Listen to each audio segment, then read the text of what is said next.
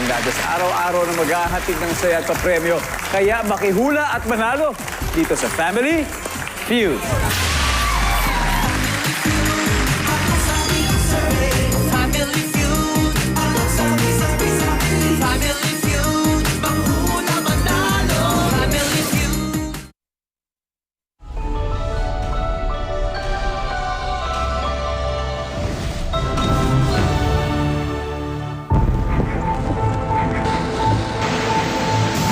Hagupit ng habagat.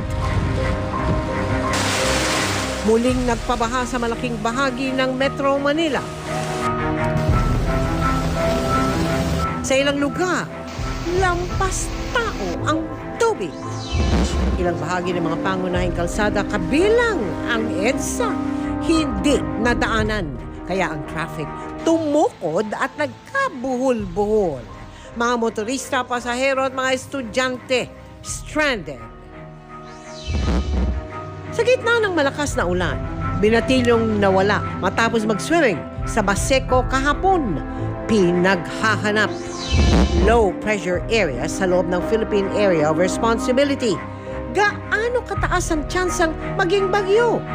Malalakas na pagulan. Hanggang kailan mararanasan?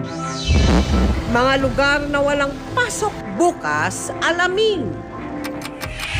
Sa Day 16 ng impeachment trial ni Vice President Sara Duterte, dating Special Disbursing Officer ng OVP na si Gina Acosta, iniharap bilang unang hostile witness ng prosekusyon.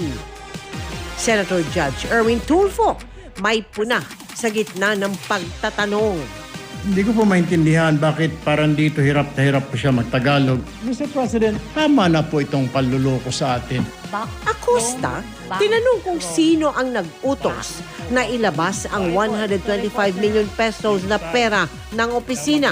Ang nag-utos po sa akin na i-release ang pera na 125M sa security officer na si Colonel Lachica ay si Ma'am Sara Duterte. Sa gitna ng ugong na humiling umano ng pribadong pulong ang bise, Pangulong Bongbong Marcos, nananatili raw bukas na makipag-usap sa mga kritiko niya ayon sa palasyo. Sa lahat na maaaring hindi sumasang-ayon sa kanya, siya ay bukas upang makipag-usap, hindi partikular para kay Vice Presidente. At pagkatapos ng workcation sa South Korea, Caprice Cayetano naghahanda na para sa pagbibidahang GMA Afternoon Prime Series na A Million Dreams.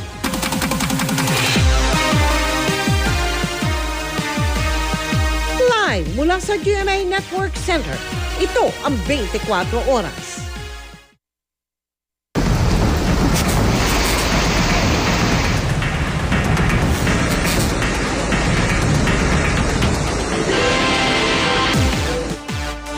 Nakatutok pa rin ang buong puwersa ng GMA News sa hagupit ng habagat sa malaking bahagi ng bansa.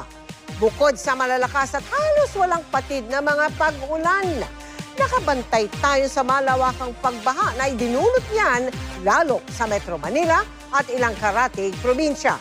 Ang kabuang detalye kaugnay niyan ihatid namin sa pag-usad ng 24 Oras.